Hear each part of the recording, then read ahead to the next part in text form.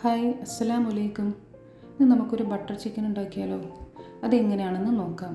അതിനായി ഞാനിവിടെ ഒരു 1/2 കിലോ ചിക്കൻ എടുത്തിട്ടുണ്ട്. അതിലേക്ക് 1 ടേബിൾ സ്പൂൺ മുളകിൻ്റെ പൊടി, 1 ടീസ്പൂൺ വിനാഗിരി, 1 ടേബിൾ സ്പൂൺ ഇഞ്ചി വെളുത്തുള്ളി പേസ്റ്റ്, ആവശ്യത്തിന് ഉപ്പ്, അതേപോലെ ഒരു 2 ടീസ്പൂൺ തൈരും കൂടി ചേർത്ത് നല്ലോണം മിക്സ് ചെയ്യുക. മസാല ഇതിലേക്ക് പിടിച്ച് വരണം, ഈ ചിക്കനിലേക്ക്.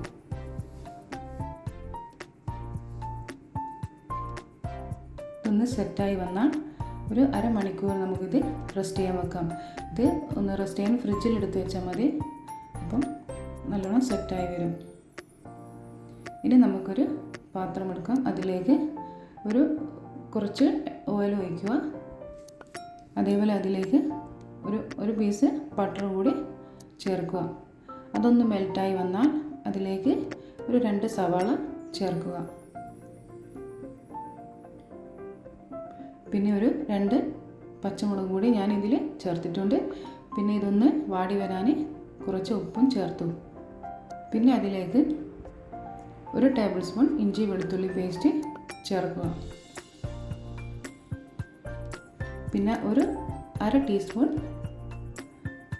ഗരം മസാല കൂടി ചേർത്തു. എന്നിട്ട് നല്ലോണം മിക്സ് ചെയ്യുക. പിന്നെ ഇതിലേക്ക് 2 ടൊമാറ്റോ ചേർത്തിട്ടുണ്ട്. അതും കൂടി മിക്സ് ചെയ്ത് നല്ലോണം വഴറ്റുക.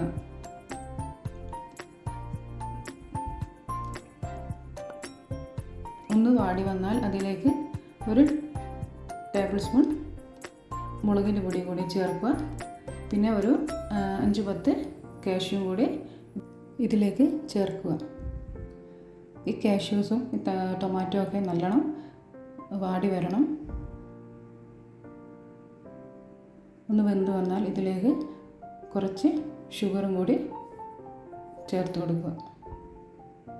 1/2 ടീസ്പൂൺ ഷുഗർ ചേർത്താൽ മതി. പിന്നെ ഇതിലേക്ക് നമുക്ക് 1/2 കപ്പ് വെള്ളം കൂടി ചേർത്ത് ഇതൊന്നുകൂടി തിളപ്പിച്ചെടുക്കുക. പിന്നെ ഇതിലേക്ക് ഉപ്പ് വേണമെങ്കിൽ കുറച്ചും കൂടി ചേർക്കാം. എന്നിട്ട് ഒന്നുകൂടി തിളപ്പിച്ച് ഇത് നമുക്കൊന്ന് മാറ്റി വെക്കാം. പിന്നെ നമ്മൾ നേരത്തെ റെസ്റ്റ് ചെയ്യാൻ വെച്ച ചിക്കനില്ലേ, അത് നമുക്കൊന്ന് പൊരിച്ചെടുക്കാം. അതിനായി ഞാനിവിടെ ഒരു പാൻ അടുപ്പത്ത് വെച്ചിട്ടുണ്ട്. അതിലേക്ക് കുറച്ച് ബട്ടർ, അതേപോലെ കുറച്ച് ഓയിലും കൂടി ചേർത്തിട്ടുണ്ട്.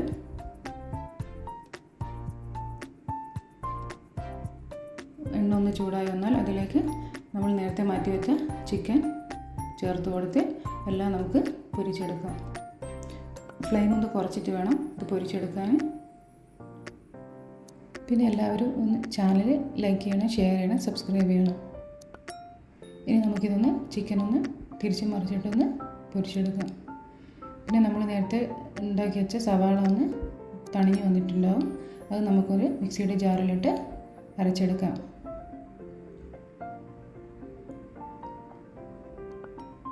കുറച്ച് വെള്ളം കൂടി ചേർത്തിട്ട് ഇത് നമുക്കൊന്ന് നല്ലോണം ഫൈനായിട്ട് അരച്ചെടുക്കാം.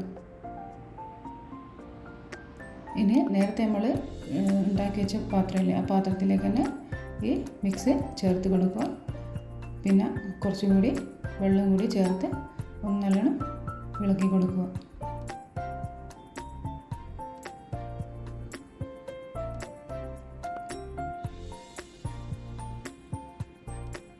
എല്ലാം നല്ലോണം ഒന്ന് സെറ്റായി വന്നാൽ നമുക്ക് ഇതിലേക്ക് നേരത്തെ പൊരിച്ച് വെച്ച ചിക്കൻ ചേർത്ത് കൊടുക്കാം. എന്നിട്ട് ഒന്ന് നല്ലോണം മിക്സ് ചെയ്യുക. പിന്നെ അതിലേക്ക് കുറച്ച് ബട്ടറും കൂടി ചേർത്ത് കൊടുക്കുക. അതേപോലെ ഇതിലാവശ്യമായ ഫ്രഷ് ക്രീമില്ലേ, അതും കൂടി നമുക്ക് ചേർത്ത് കൊടുക്കാം. ഈ ക്രീം ചിക്കനിലൊക്കെ പിടിച്ച് വരാൻ നമ്മൾ കുറച്ച് നേരം തിളപ്പിച്ചെടുക്കുക.